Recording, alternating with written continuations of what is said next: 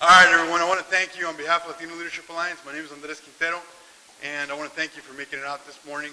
This is a very important issue, and we're really proud to have a great group of leaders here to speak on behalf of jobs creation. This is an issue that needs to be a national priority, and we'll start off right away with our esteemed Congressman, the Honorable Mike Honda, representing the 15th Congressional District, California.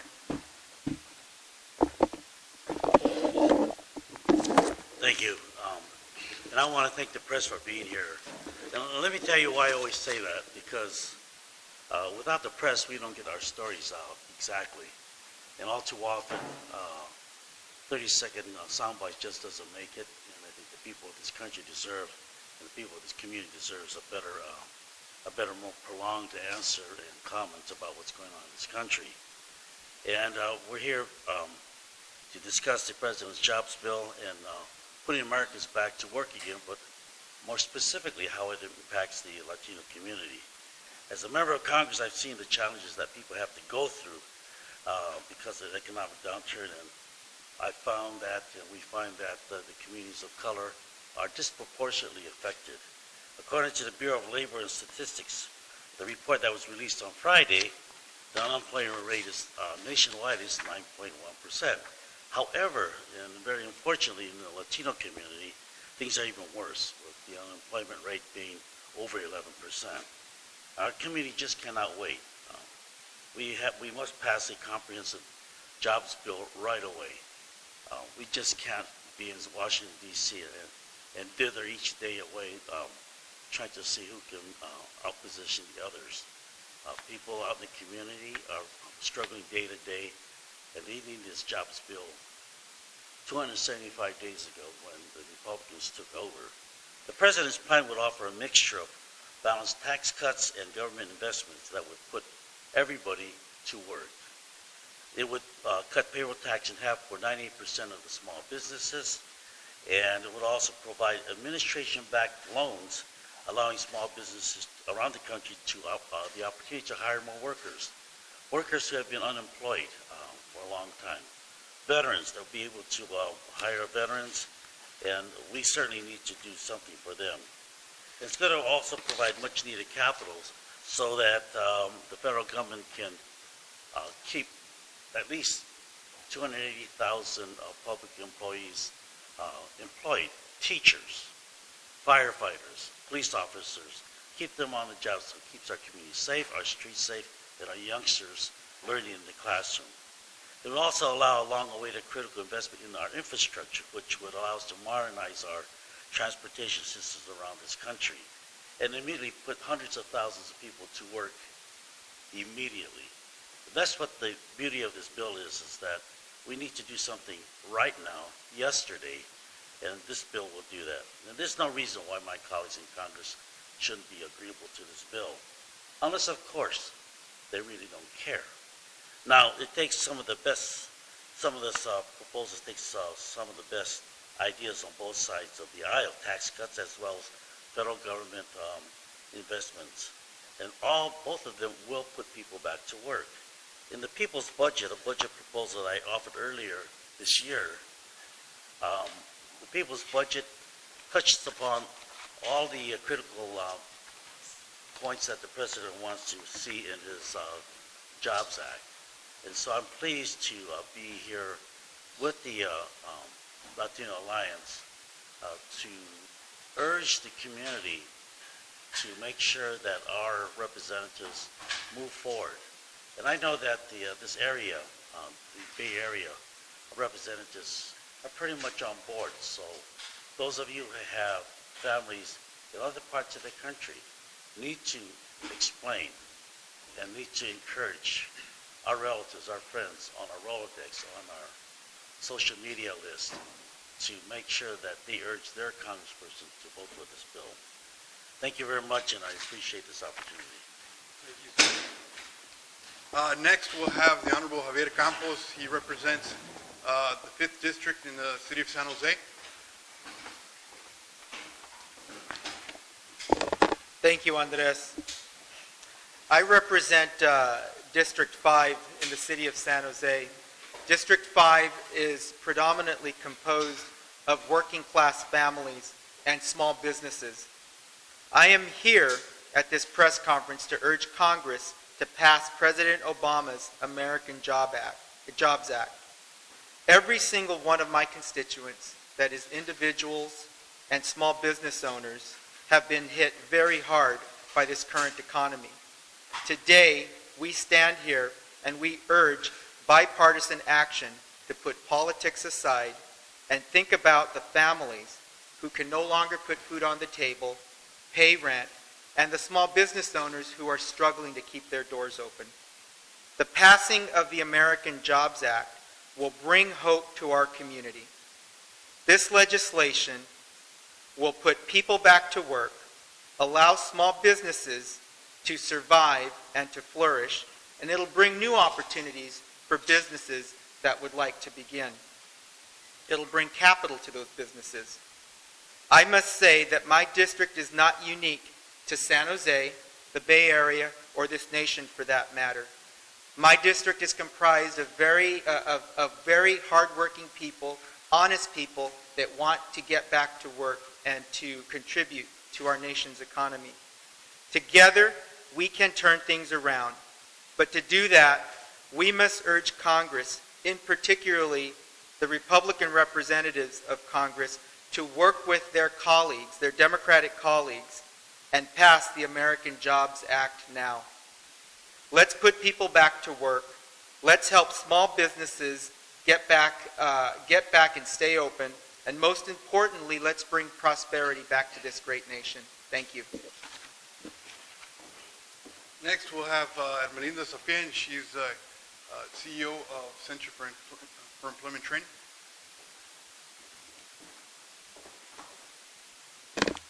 Thank you. To do nothing is to continue to see the disintegration of families, the destruction of communities. It is urgent that we work together to bring about the American Jobs Act to give relief to families. I personally witness every day the misery that workers, that families continue to live because of the unemployment and the hopelessness that has set in. It is urgent that we work together and that we press Congress to pass the bill that is before them, before we see a situation of no return. Personally, I have seen worried children talking about saving quarters that someone gives them because they need money to launder their clothes. The other is worried about paying rent. They're all continuing to suffer from the economy, the situation that we as leaders have to press to start doing something. So we urge the community to contact the representatives so that together we can bring about some change and some remedy to a very, very serious situation that's hurting our families, our children, and communities, and most of all, the entire country. Thank you. Next, we have Rosa Amador from the Center for Training and Careers. Good morning. The Center for Training and Careers has been in the community for nearly 34 years. We're an affiliate of the National Council of La Raza. And I must say, this has to be the worst we've ever seen the economy. Across from our building on Story Road, there's the Guadalupe Creek. And there has grown a full community down there now. There's a tent city down there. And these are people who formerly had jobs, they had homes, they lost their housing. And all they want is some hope. They want a job. They want to get back into the community. And, you know, you see the American flag flying down there in the riverbed next to all these tents.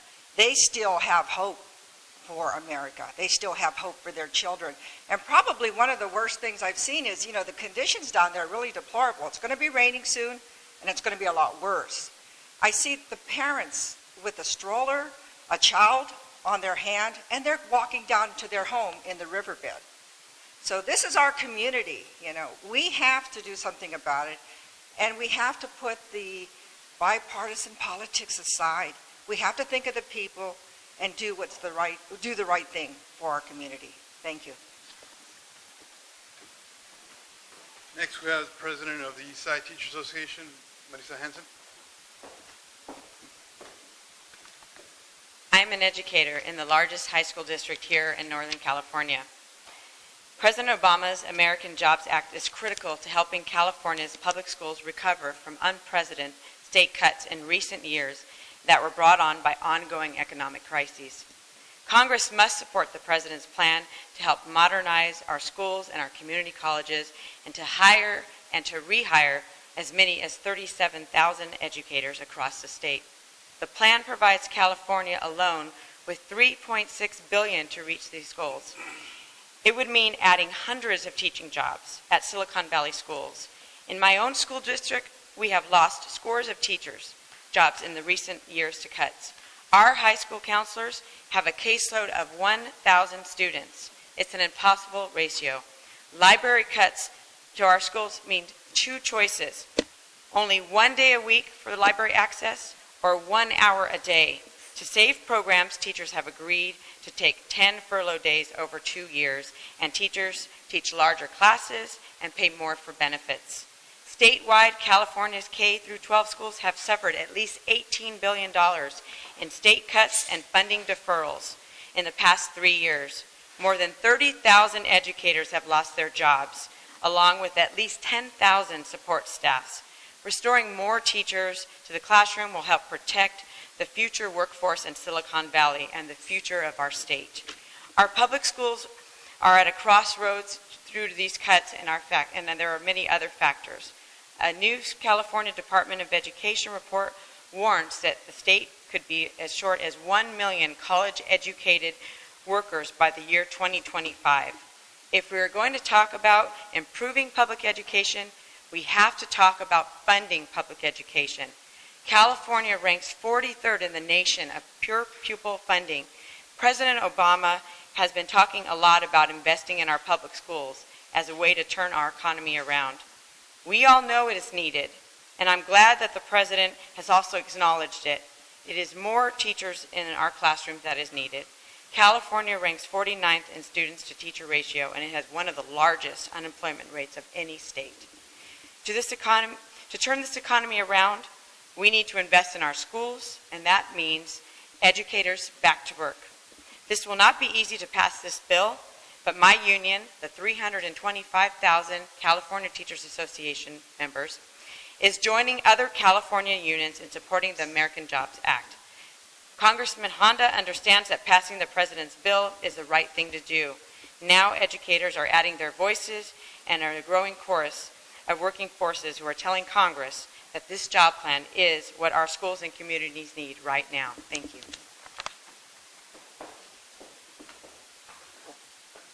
On behalf of Latino Leadership Alliance, I'm here to urge that job creation and investment in education be made a national priority. In terms of Latinos, by mid-century, 65% of all population growth in this country will be accounted for because of Latinos. Therefore, it's something that we can't set aside. We can't make it a side issue. This is the issue. And if we go ahead and let the investments of the past go away, you know, those investments that were made by the Master Plan of Higher Education in the 60s that got us to the 5th largest economy, if we go ahead and let them go by the wayside, we will go ahead and have a worse future than we're in right now. We can't even imagine where we're going to be at. So this is a call to all of the policymakers out there to step up, put partisan politics aside, and step up. Inaction is unacceptable, and we must step up and do something about this situation. Now, we'll go ahead and stop right there. Does anybody have any questions? If not, we'll go ahead and break off for individual interviews.